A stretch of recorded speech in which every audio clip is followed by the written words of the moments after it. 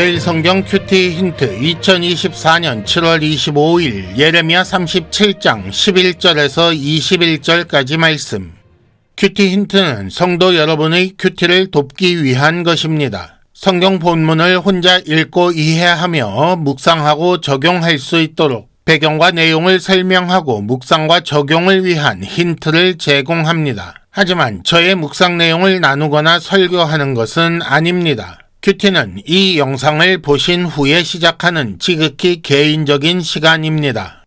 이제 말씀을 함께 읽겠습니다. 갈대아인의 군대가 바로의 군대를 두려워하여 예루살렘에서 떠나매 예레미야가 베냐민 땅에서 백성 가운데 분깃을 받으려고 예루살렘을 떠나 그리로 가려 하여 베냐민 문에 이른즉 하나냐의 손자요 셀레미야의 아들인 이데아라 이름하는 문지기의 우두머리가 선지자 예레미야를 붙잡아 이르되 네가 갈대아인에게 항복하려 하는도다. 예레미야가 이르되 거짓이다. 나는 갈대아인에게 항복하려 하지 아니하노라. 이데아가 듣지 아니하고 예레미야를 잡아 고관들에게로 끌어가매 고관들이 노여워하여 예레미야를 때려서 서기관 요나단의 집에 가두었으니 이는 그들이 이 집을 옥으로 삼았음이더라. 예레미야가 뚜껑 씌운 웅덩이에 들어간 지 여러 날 만에 시드기야 왕이 사람을 보내어 그를 이끌어내고 왕궁에서 그에게 비밀히 물어 이르되 여호와께로부터 받은 말씀이 있느냐?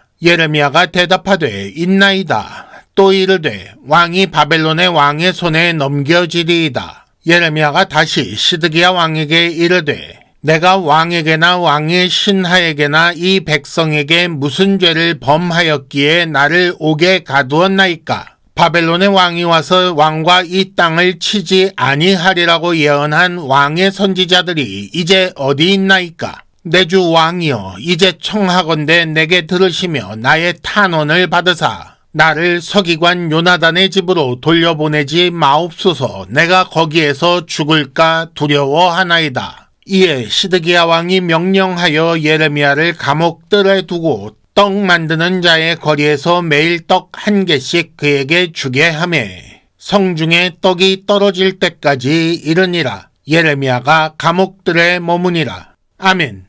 먼저 본문 이해를 위한 도움 말씀을 드린 후에 큐티 힌트 두 가지를 말씀드리겠습니다. 첫째, 세상은 거짓말로 하나님의 사람을 공격합니다. 둘째, 고난을 겪는 예레미야의 태도를 눈여겨보시기 바랍니다. 먼저 본문 이해를 위한 도움 말씀을 드립니다. 15절 서기관 요나단의 집에 있던 감옥을 16절 뚜껑 씌운 웅덩이라고 말하는데 이것이 무엇일까요? 여기서 말씀하는 웅덩이라는 것은 물이 귀한 유다 지역에서 빗물을 모아 저장해 두었다가 사용하기 위해 바위에 파고 회를 칠해 놓은 웅덩이를 말하는 것입니다.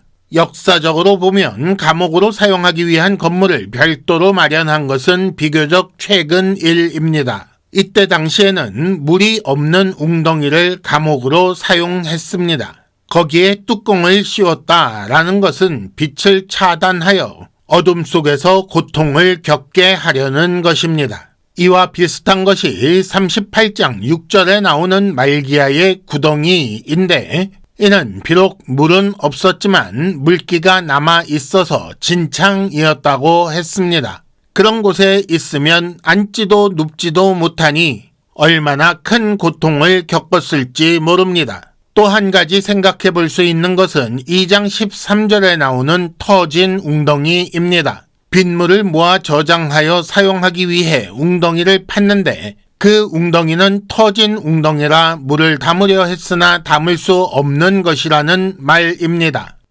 다음으로는 15절과 16절 사이 무슨 일이 있었는가 라는 것입니다. 16절 표현대로 예레미야가 갇힌 여러 날 동안 무슨 일이 있었을까요? 37장 5절과 11절에 나오는 갈대아인의 군대가 떠났다라는 말은 같은 사건을 기록한 것입니다. 그래서 4절에 나온 것처럼 예레미야가 갇혀있지 않았기 때문에 12절에 나오는 것처럼 베냐민 땅으로 가려고 했던 것입니다. 이때는 갈대아인의 군대가 떠났기 때문에 예루살렘 성의 포위가 풀렸고 그래서 베냐민 땅까지 갈 수 있었기 때문입니다. 그런데 예레미야가 갇혀 있는 동안 그 여러 날 동안 상황이 바뀌어서 바벨론 군대, 즉 갈대아인의 군대가 다시 예루살렘을 포위하게 되었습니다. 이런 역사를 통해 이 땅을 치지 아니하리라 라는 예언이 거짓이라는 것이 증명되었고, 이는 동시에 예레미야의 예언이 사실이라는 반증이 되었습니다.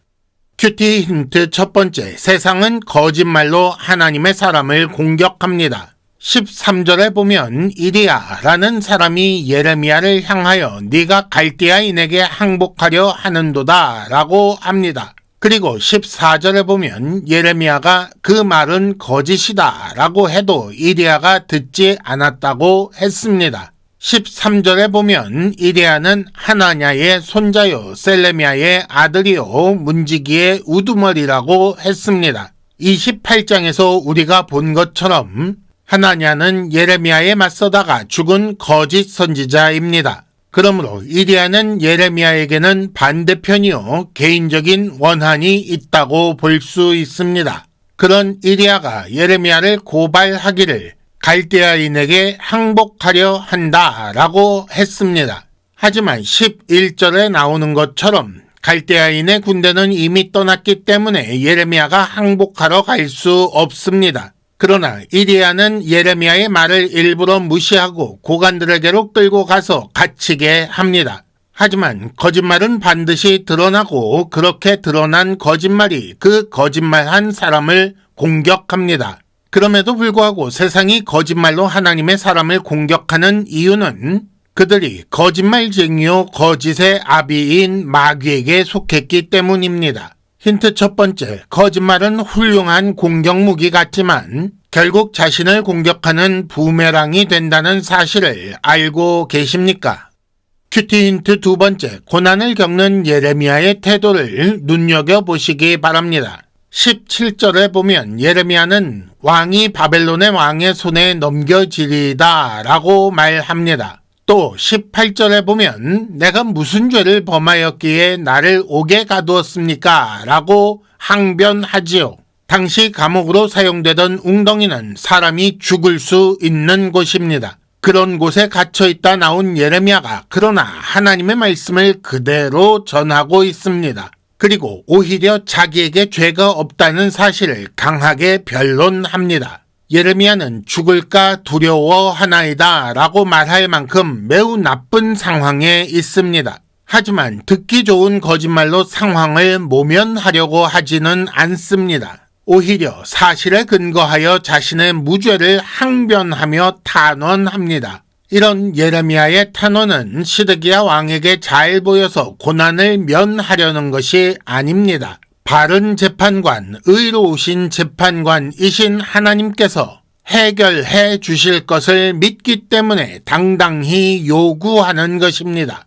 힌트 두 번째, 고통스러운 상황을 진실하고 당당하게 헤쳐나가고 있는지 생각해 봅시다. 이상으로 2024년 7월 25일 매일 성경 큐티 힌트를 마칩니다. 여러분 큐티를 통해 은혜 많이 받으시기를 바랍니다.